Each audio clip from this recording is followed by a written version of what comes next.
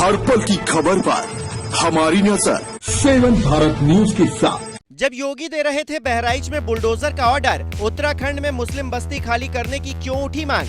जहां है केदारनाथ, तुंगनाथ और त्रिजुगी नारायण जैसे हिंदुओं के प्रसिद्ध धाम, वहां हो रहा है महापाप। क्या हल्द्वानी के अब्दुल मलिक की तरह चमोली में भी बन रहा था कोई प्लान? खुलासा सुन होंगे हैरान। जब यूपी के बहराइच में आरोपियों के घरों पर नोटिस चस्पा किए जा रहे थे, तब उत्तराखंड के योगी पुष्कर सिंह धामी के पास ऐसी फाइल पहुंची जिसे सुनकर हर हिंदू कहने लगा कि ये तो पूरी बस्ती खाली करनी होगी। ये उसी चमोली की बस्ती है जहां के कुछ गांवों में कुछ दिन पहले स्थानीय लोगों ने एक नोटिस लगाया था जिसमें लिखा था कि यहां गैर हिंदुओं और रोहिंग्याओं का आना मना है। वो नोटिस पुलिस ने जैसे तैसे हटवाया, लेकिन उसके बाद इतना बड़ा रहस्य खुलेगा किसी को उम्मीद नहीं थी। और वो रहस्य क्या है, उसे समझने के लिए आपको ये पूरी कहानी सुननी होगी। उत्तराखंड की राजधानी देहरादून से 260 किलोमीटर दूर पड़ता है चमोली का खानसर टाउन, जहां एक व्यापारी संगठन ने 15 मुस्लिम परिवारों को अल्टीमेटम दिया है कि 31 दिसंबर तक इलाका खाली कर दे। खानसार मार्केट में एक चेतना रैली निकालने के बाद संगठन ने एक रेजोल्यूशन पास करते हुए कहा कि अगर मुसलमान नहीं माने तो उनके खिलाफ कानूनी एक्शन भी लिया जाएगा।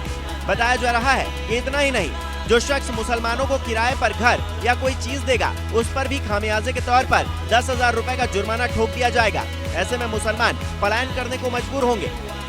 मीडिया रिपोर्ट्स की माने तो ये भी तय किया गया है कि कोई भी फेरी वाला खानसर के किसी भी गांव में एंट्री ना कर पाए। अगर कोई फेरी वाला इस इलाके में नजर आए तो उस पर भी 10,000 रुपए का जुर्माना लगाया जाएगा।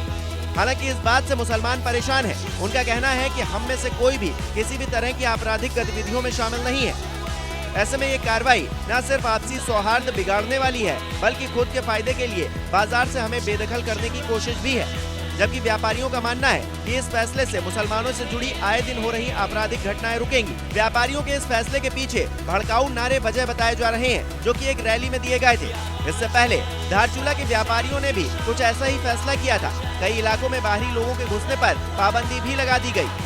खबर यहाँ तक है कि जैसे हिमाचल प्रदेश के संजौली में अचानक से मुस्लिमों की संख्या बढ़ी और फिर हिंदू बहन बेटियों की सुरक्षा पर सवाल उठने लगे, मुस्लिम के अवैध निर्माण के हिस्से को कांग्रेस सरकार को ध्वस्त करने का आदेश देना पड़ा। ठीक वैसे ही चमोली के कुछ इलाकों में आपराधिक घटनाओं में एक तबके के आरोपियों की संख्या बढ़ी है, जिससे व्यापारियों में खासा नाराजगी है। कई रिपोर्ट्स में दावा किया गया है कि उत्तराखंड में कई इलाकों में अचानक से मुस्लिमों की संख्या बढ़ने की बात सामने आई है। चमोली से करीब 300 किलोमीटर दूर हल्द्वानी में जो हुआ, वहां अब्दुल मलिक नाम के व्यक्ति ने अवैध कब्जा कर पूरी बस्ती बसाई। पुलिस गई तो पथराव करवा दिया। पुलिस बड़ी मुश्किल से जान बचाकर भागी। उसके बाद अब्दुल समेत उसके कई लोगों को मुश्किल से पकड़ा गया। तब ये भी बात सामने आई थी कि रोहिंग्या और बांग्लादेशियों को फर्जी कार्ड बनाकर बसाया जा रहा है। जो काम असम में हो रहा था, वहीं देश के अलग अलग हिस्सों में किया जा रहा है। सरकारी जमीनों पर अवैध मजार और मदरसे भी बन रहे हैं। एक ऐसी ही अवैध मजार हरिद्वार में भी बनी थी, जिसे पुलिस ने ध्वस्त करवा दिया। और तस्वीरें सामने आई तो लगा कि धामी भी योगी और हिमंता बिस्वा शर्मा की तरह रौद्र रूप में आ चुके हैं, जो देवभूमि की शांति भंग करने वालों पर बुलडोजर का आदेश दे चुके हैं। और चमोली इसलिए ज्यादा अहम है क्योंकि ये उसी रुद्रप्रयाग जिले में पड़ता है, जहाँ हिंदुओं के कई बड़े धाम केदारनाथ, तुंगनाथ और त्रिजुगी नारायण जैसे मंदिर पड़ते हैं। ऐसे में श्रद्धालुओं की सुरक्षा और सनातन सभ्यता का भी ख्याल सरकार को रखना होगा। अगर व्यापारियों के आरोप सही हैं, तो एक्शन होना ही चाहिए, और अगर आरोप गलत हैं, तो फिर समाज का माहौल बिगाड़ने की कोशिश कौन कर रहा है, ये वहाँ की पुलिस को देखना पड़ेगा। हमारे चैनल 7 भारत न्यूज को लाइक करें, सब्सक्राइब करें, शेयर करें, बेल आइकन प्रेस करना ना भूलें।